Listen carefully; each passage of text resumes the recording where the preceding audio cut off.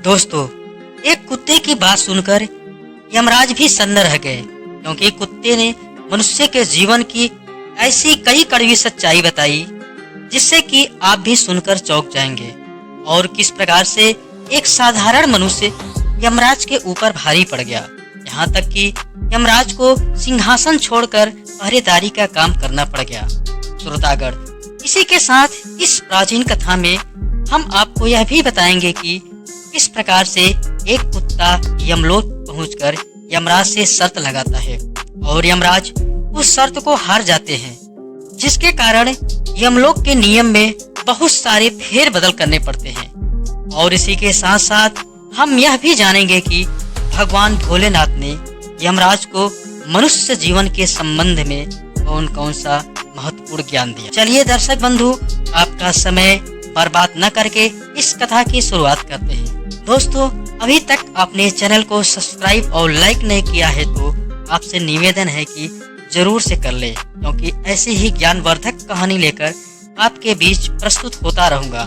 और इसी के साथ बेल आइकन को प्रेस करके नोटिफिकेशन को ऑन जरूर से कर ले, जिससे कि वीडियो अपलोड होते ही सबसे पहले आपको मिल सके। दोस्तों, बहुत समय पहले की बात है, एक नगर में एक धनी किसान रहता था, जिसके पास एक कुत्ता भी था। किसान धार्मिक एवं भगवान भोलेनाथ का परम भक्त था। वह प्रतिदिन नियमित रूप से भगवान शिव की पूजा आराधना किया करता था। उसकी भक्ति से प्रसन्न होकर भगवान शिव एक दिन उसके सामने प्रत्यक्ष प्रकट हुए और बोले, हे वत्स, मैं तुम्हारी भक्ति से अत्यधिक प्रसन्न हूँ। तुम जो भी चाहे वह मुझसे मांग सकते हो। किसान ने विनम्रता से कहा, हे प्रभु, मुझे किसी भी वस्तु की आवश्यकता नहीं है। आपके दर्शन मात्र से मैं धन्य हो गया। परंतु भगवान शिव ने कहा, मैं तुम्हें खाली हाथ नहीं जाने दूंगा। तुम्हें कुछ न कुछ तो मांगना ही होगा। किसान ने थोड़ा विचार करके कहा, हे प्रभु, अगर आप कुछ देना ही चाहते हैं तो आप इस कोरे कागज पर अपने हस्ताक्षर कर दे, ताकि मैं सबको दिखा सकूं कि भगवान भोलेनाथ स्वयं मुझसे मिलने धरती पर आए। भगवान भोलेनाथ ने मुस्कुराकर उस कागज पर अपना हस्ताक्षर कर दिए और फिर अंतर ध्यान हो गए। उस समय बाद उस किसान का प्रिय कुत्ता मर गया। किसान उस कुत्ते से बहुत प्यार करता था। कुत्ता किसान के लिए एक पुत्र समान था। उसकी मृत्यु से किसान को बहुत दुखी हो गया। मरने के बाद कुत्ता यमलोक पहुंचा और जाकर यमराज के सामने खड़ा हो गया। यमराज ने उसके कर्मों का लेखा जोखा देखकर कहा, हे श्वान, तुमने अपने जीवन में कोई पाप नहीं किया है। तुमने अपने मालिक के प्रति वफादारी निभाई और कभी किसी को कष्ट नहीं दिया, इसलिए तुम्हें सभी जन्मों के पाप नष्ट हो गए हैं। अब तुम जिस लोक में जाना चाहते हो वहां तुम्हें भेजा जाएगा। कुत्ते ने उत्तर दिया, हे धर्मराज, मैं किसी भी लोक में जाने के लिए तैयार हूँ, परंतु मेरी एक विनती है। मैं ऐसा कोई भी जन्म नहीं चाहता जहाँ मुझे मनुष्यों की गुलामी करनी पड़े। यमराज कुत्ते की बात सुनकर आश्चर्यचकित हो गए और बोले, हे श्वान, मनुष्य का जीवन पाने के लिए तो देवता भी लालायित रहते हैं। तुम मनुष्य के प्रति इतनी नफरत क्यों करते हो? कुत्ते ने उत्तर दिया, हे धर्मराज, मनुष्य अत्यधिक स्वार्थी, धूर्त और कपटी होते हैं। वे अपनी संतुष्टि के लिए किसी भी हद तक जा सकते हैं। वे भगवान को भी धोखा देते हैं। इसलिए मुझे मनुष्य का जन्म नहीं चाहिए। यमराज ने पूछा, मनुष्य भगवान को कैसे धोखा दे सकते हैं, जबकि उसकी रचना हम देवताओं ने ही की है? कुत्ते ने कहा, महाराज, मनुष्य भगवान से कुछ पाने के लिए पूजा पाठ करता है, दान धर्म की बात करता है, और जब उसकी इच्छा पूरी हो जाती है तो वह अपने वादे से मुकर जाता है। मनुष्य की चालाकी के किस्से अनगिनत हैं, जिसको हम सुनाते सुनाते थक भी जाऊं फिर भी वह पूरा नहीं होगा। महाराज, इसमें से मैं एक किस्सा आपको सुनाता हूँ। एक बार की बात है, एक राजा के 3 बेटे थे। दोनों बेटे तो राज्य के कामकाज में राजा का हाथ बटाते थे, लेकिन तीसरा बेटा जो सबसे छोटा था किसी काम का नहीं था। वह सारा दिन महल में बैठा रहता था राजकुमारी के साथ वक्त बिताता। राजा को यह बात बहुत खटकती थी। एक दिन गुस्से में आकर राजा ने छोटे राजकुमार को राज्य से निकाल दिया। जब यह बात राजकुमारी को पता चली तो उसने भी अपने पति के साथ जाने की जिद करने लगी। राजकुमार ने अपनी पत्नी को बहुत समझाया और वह टस से मस नहीं हुई। आखिरकार दोनों एक साथ राज्य छोड़कर जाना पड़ा। अब दोनों भटकते भटकते एक जंगल में पहुंच गए। राजकुमारी इतनी थक गई थी कि वहीं जमीन पर बैठ गई। दोनों ने सोचा कि थोड़ा आराम कर ले। वे एक पेड़ की छांव में जाकर बैठ गए। दोनों इतने थके थे कि जल्दी ही उनको नींद आ गई। तभी अचानक किसी आहट से राजकुमार की नींद खुल गई। उसने देखा कि एक सर्प ने राजकुमारी को काट लिया है। राजकुमारी का शरीर धीरे धीरे नीला पड़ने लगे है। यह देखकर राजकुमार जोर जोर से रोने लगा। राजकुमार के रोने की आवाज सुनकर उसी रास्ते से गुजर रहे एक महर्षि वहां आ गए। उन्होंने पूछा, पुत्र तुम क्यों रो रहा है?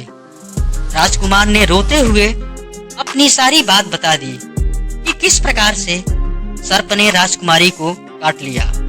महर्षि ने समझाते हुए कहा, बेटा जो भी इस धरती पर जन्म लेता है उसकी मृत्यु तय है और यह अटल सत्य भी है। लेकिन राजकुमार ने कहा, मैं अपनी पत्नी से बहुत प्यार करता हूँ और अगर वह नहीं रही तो मैं भी प्राण त्याग दूंगा। महर्षि ने अपनी दिव्य दृष्टि से देखा कि राजकुमारी की उम्र पूरी हो चुकी, उसकी आयु शेष नहीं है। उन्होंने राजकुमार से कहा, पुत्र अब इसे जीवन नहीं मिल सकता, इसकी आयु पूरी हो चुकी है। लेकिन राजकुमार ने विनती करते हुए कहा, हे महर्षि आप कुछ भी करके मेरी पत्नी को बचा लिए, नहीं तो मैं भी मर जाऊंगा। महर्षि ने थोड़ी देर सोच विचार कहा, एक तरीका है लेकिन बहुत ही कठिन है, क्या तुम करने के लिए तैयार हो? राजकुमार ने फौरन कहा, मैं अपनी पत्नी के लिए कुछ भी कर सकता हूँ। महर्षि ने कहा, अभी तुम्हारी उम्र 50 साल शेष है। अगर तुम अपनी आधी उम्र अपनी पत्नी को दान कर दो तो वह अभी जीवित हो जाएगी। इसके लिए गंगा जल लेकर ये कहो, मैं अपनी आधी उम्र तुम्हें दान करता हूँ। फिर गंगा जल उसके शरीर पर छिड़क दो। राजकुमार ने तुरंत ऐसा ही किया। गंगा जल का छिड़काव होते ही राजकुमारी को होश आने लगा। मगर राजकुमारी के होश आने से पहले महर्षि ने राजकुमार को चेतावनी दी, ध्यान रखना पुत्र, ये बात किसी को भी मत बताना। और इसी के साथ अगर कभी तुम्हारी पत्नी हाथ में गंगा जल लेकर यह कह दे कि रास्ते में तुम्हारे द्वारा दान की हुई वस्तु तुम्हें वापस करती हूँ, यह कहकर हाथ में गंगा जल दे तो उसी वक्त उसकी मृत्यु हो जाएगी और शेष आयु तुम्हारी हो जाएगी। यह कहकर महर्षि वहाँ से चले गए। अब राजकुमारी को होश आ गया, जिसे देखकर राजकुमार बहुत खुश हुआ। दोनों आगे की ओर चल पड़े। कुछ देर बाद उन्हें एक आश्रम दिखाई दिया। राजकुमार को बहुत तेज प्यास लगी थी तो वे दोनों आश्रम की ओर बढ़े। वहाँ पहुंचकर उन्होंने देखा कि एक ऋषि ध्यान में लीन है। राजकुमार ने उनसे पानी मांगा। ऋषि ने इशारे से थोड़े दूर पर कुएं की ओर इशारा कर दिया। राजकुमार ने राजकुमारी को साथ चलने के लिए कहा, लेकिन उसने कहा, तुम जाओ, मुझे प्यास नहीं लगी है। राजकुमार कुएं की तरफ चला गया। राजकुमारी वहीं बैठकर ऋषि को ध्यान पूर्वक देखने लगी। ऋषि के माथे पर बड़ा तेज था। दर्शक बंधु, राजकुमारी धीरे धीरे उसकी ओर आकर्षित होने लगी। उनके मन में अजीब से विचार आने लगे। तभी ऋषि ने आंखें खोली और सामने इतनी सुंदर स्त्री को देखकर दंग रह गए। ऋषि को लगा कि धरती पर इतनी सुंदर स्त्री उन्होंने पहले कभी नहीं देखी। दोनों एक दूसरे को देख रहे थे। तभी राजकुमारी शर्माकर नजरें झुका ली। ऋषि ने पूछा, देवी तुम इस जंगल में क्या कर रही हो? राजकुमारी ने अपनी सारी कहानी सुनाई और अंत में कहा, मैं आपको बहुत चाहने लगी हूँ और आपके साथ जीवन बिताना चाहती हूँ। ऋषि ने भी कहा, मैं भी तुम्हें बहुत चाहने लगा हूँ। तो फिर राजकुमारी ने बोला, मेरे साथ मेरा पति भी है। इस पर ऋषि ने एक योजना बताई। इतने में राजकुमार वापस आ गया। राजकुमार को देखते ही दोनों सतर्क हो गए। राजकुमारी ने जल्दी से कहा, मुझे बहुत जोरों की प्यास लगी है।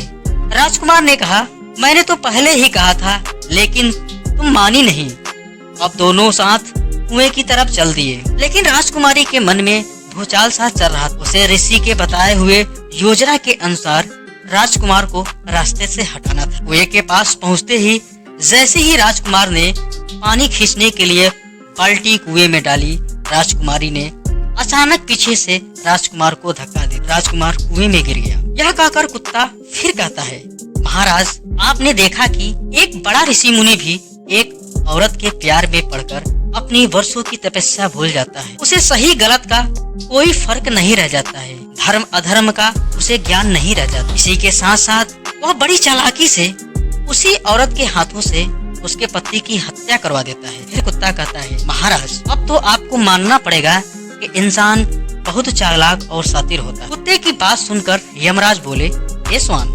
मान लिया कि इंसान बहुत चालाक है, लेकिन वो हमें देवताओं को मूर्ख नहीं बना सकते, क्योंकि उसकी रचना हमने ही की। हमारे पास जितने भी जीव आते हैं, हम उन्हें उनके कर्मों के हिसाब से सजा देते हैं। अच्छे कर्म करने वाले को स्वर्ग भेजते हैं और बुरे कर्म करने वाले को नरक में। चाहे इंसान धरती पर कितना ही चालाकी क्यों न कर ले, मरने के बाद उसे यही आना पड़ता है। यहाँ आकर सब हमारे सामने रोते हैं, अपने पाप कर्मों की माफी मांगते हैं। नरक की यातनाओं के बारे में सुनकर वे डर के मारे कांपने लगते हैं और मेरे डरावने रूप को देखकर उनकी आत्मा तक कांप जाती है। सब इंसान हमारे अधीन ही होते हैं। फिर बोलता है, हे धर्मराज, आपके पास जितने भी इंसान आते हैं वे सब मरे हुए होते हैं। आपका सामना किसी जिंदा इंसान से नहीं हुआ है। अगर आप किसी जिंदा इंसान को यमलोक ले आएंगे, तब आपको पता चलेगा कि जिंदा इंसान कितना खतरनाक होता है। कुत्ते की यह बात सुनकर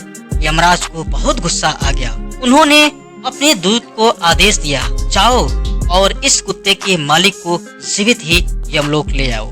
मैं देखना चाहता हूँ कि एक जीवित मनुष्य कितना चालाक हो सकता है। यमदूत किसान को धरती से उठाकर यमलोक ले आए। यमराज किसान को देखकर जोर से हंसा और सोचा कि तुच्छ मनुष्य हमारा क्या बिगाड़ सकता है। फिर यमराज ने गुस्से में किसान से कहा, हे मनुष्य, तुम्हारे कुत्ते ने कहा तुम बहुत चालाक हो, बड़े शातिर दिमाग वाले हो। अब तुम्हें यह साबित करना होगा। यह सब सुनकर किसान चुपचाप खड़ा होकर यमराज को देखता रहा। अब यमराज का गुस्सा और बढ़ गया।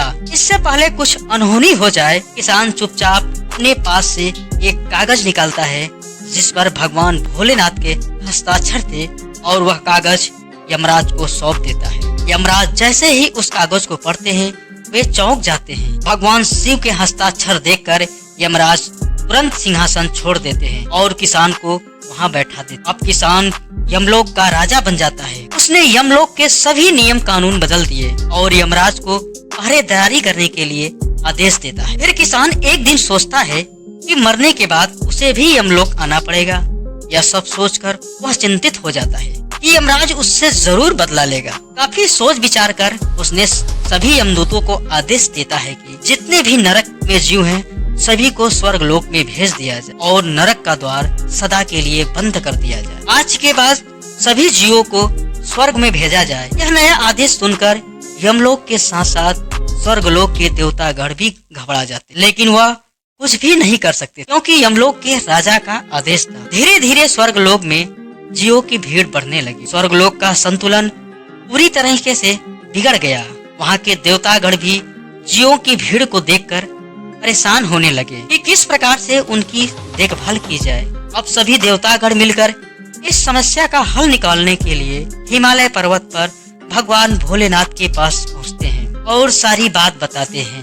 भगवान भोलेनाथ ने मुस्कुराकर सभी से कहा, आप लोग अपने अपने स्थान पर जाइए, जल्द ही सब कुछ ठीक हो जाएगा। उन्होंने तुरंत ही यमलोक के लिए प्रस्थान करते हैं और पहुंचते ही उन्होंने सबसे पहले देखा कि यमलोक के राजा यमराज दरवाजे की पहरेदारी कर रहे हैं। भगवान भोलेनाथ को देखते ही यमराज हाथ जोड़कर बोलते हैं कि प्रभु, यह आपकी कैसी लीला है कि स्वयं यमराज को पहरेदारी करना पड़ रहा है और एक जीवित इंसान यमलोक का राजा बन गया है। भगवान भोलेनाथ मुस्कुरा कर बोले, यमराज, यह कोई लीला नहीं है, यह तो केवल मनुष्य की चतुराई और उसके साथ दिमाग का खेल है जिसमें आप फंस गए। आपने तो आवेश में आकर यमलोक में एक जीवित इंसान को ले आए, जिसके कारण यह सब हाल हुआ है। इसी कारण हमने जीवित इंसान के यमलोक में ना प्रवेश करने का नियम बनाया, क्योंकि धरती लोक में मनुष्य के मृत्यु के उपरांत उसका शरीर और स्वभाव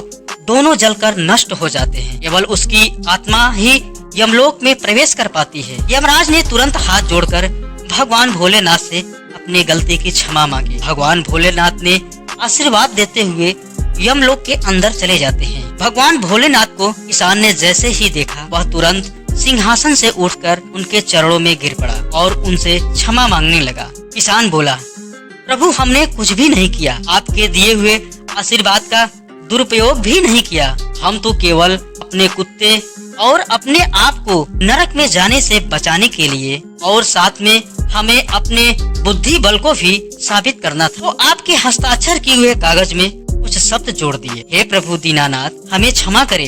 भगवान भोलेनाथ ने उस किसान को क्षमा कर धरती लोक पर भेज दिया और फिर से यमराज को यमलोक का राजा बना दिया गया। यमराज सिंहासन पर बैठते ही किसान के द्वारा बनाए गए सभी नियम कानून को समाप्त कर अपने द्वारा बनाए गए नियम से सारे कार्य होने लगे। दर्शक बंधु, उम्मीद करता हूँ यह कहानी आपको जरूर अच्छी लगी हो। चैनल पर नए हो तो लाइक और सब्सक्राइब जरूर कर लीजिए। बेल आइकन को प्रेस करके नोटिफिकेशन को ऑन जरूर कर लेना। मिलते हैं नेक्स्ट वीडियो में, तब तक के लिए धन्यवाद। और जाते जाते कमेंट बॉक्स में हर हर महादेव जरूर लिखना। जय हिंद, वंदे मातरम।